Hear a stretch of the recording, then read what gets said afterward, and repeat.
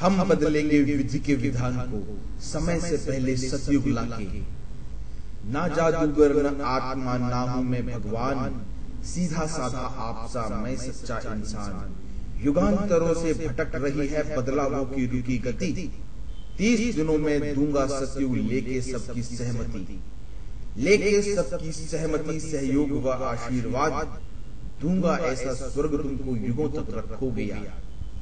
जय धरती, जय मानवता, विश्व सेवक व रक्षक शैडो। ना तो ये मनोरंजन के प्रचार का कोई सस्पेंस है, न धन कमाने का कोई नया फंडा। ये शुरुआत है युगों से आपके अपनों के द्वारा आपका छीना हुआ अधिकार आपको वापस दिलाने की। मैं आपको ऐसा शासन काल दूंगा जिसमें सुबह रोजी की चिंता के कारण आपकी नींद खराब नहीं होगी। आप जी भर के सो सकते हैं, क्योंकि आपकी रोजी की चिंता शासन करेगा। आप अपनी मर्जी के अनुसार कितने भी समय काम कर सकते हैं। अगर दिल नहीं है तो काम मत कीजिए। आराम, खेल कूद, मौज मस्ती, मनोरंजन कीजिए। काम आप पर बोझ नहीं होगा। आपकी गैर हाजिरी में आपका काम शासन करेगा। जब आपको भूख लगेगी शासन 24 घंटे आपके लिए भोजन तैयार रखेगा। आपको आपके आश्रित सदस्यों को पालने की जिम्मेदारी से मुक्त कर दिया जाएगा और उनका पालन पोषण आपकी नजरों के सामने शासन करेगा, ठीक उन्हीं सुविधाओं के साथ जो आपको उपलब्ध कराई गई हैं। आप मन चाहे साथियों की सहमति पर उन साथियों के साथ संभोग कर सकते हैं। संपूर्ण अत्याधुनिक संभोग सामग्री व साधन आपको तैयार मिलेंगे। यदि आप अस्वस्थ हैं तो चिकित्सा स्वयं चलकर आपके पास आएगी।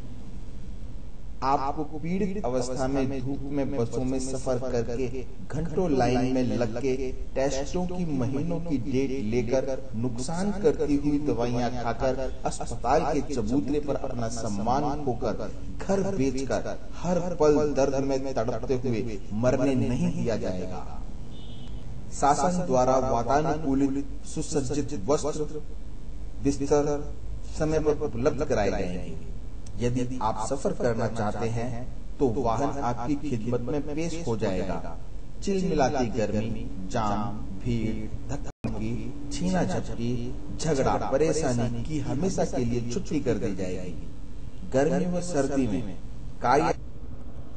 ये लेख है एक ऐसे इंसान का जिसे कलयुग में अधर्म का नाश करने व धर्म की स्थापना करने के लिए प्रकृति ने अनुकूल साधन, ऐतिहासिक पृष्ठभूमि, शक्ति व श्रेष्ठ बुद्धि प्रदान की। कड़ी से कड़ी परीक्षा लेकर उसका फौलादी जिगर बनाया।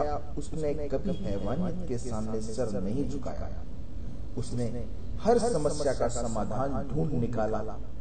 उसने इंसानियत के लिए अपनों को भी कभी क्षमा नहीं किया और लगा रहा दुनिया की हर समस्या का 100% समाधान ढूंढने में। जब उसने दुनिया की सभी समस्याओं का समाधान ढूंढ लिया, तब वो लग गया इस समाधान को लागू करने में और मांगने लगा हिसाब अधर्मियों के अत्याचारों का, जिसे अधर्मियों ने लोकतंत्र से लूटतंत्र बना दिया था।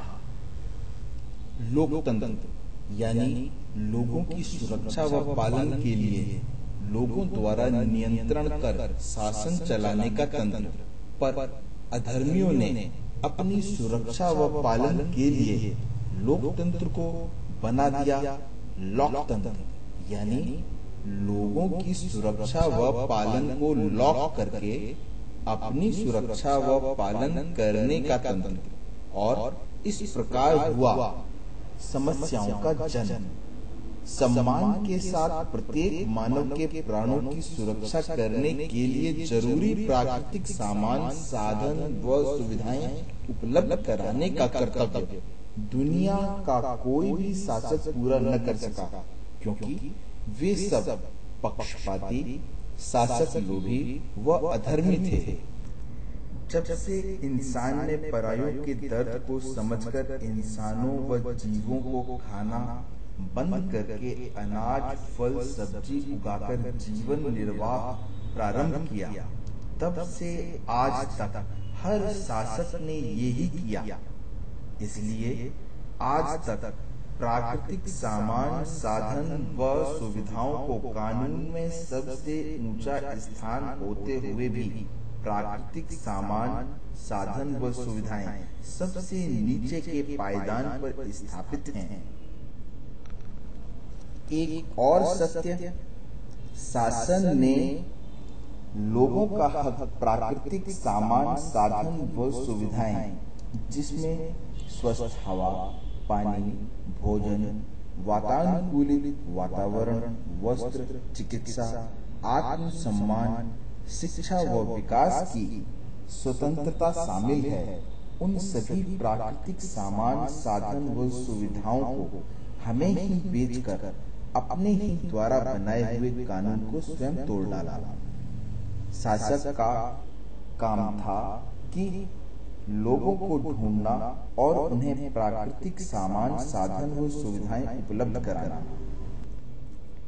पर सत्य ये है कि शासन के सिवाय ये प्राकृतिक सामान, साधन व सुविधाएं किसी को उपलब्ध नहीं है।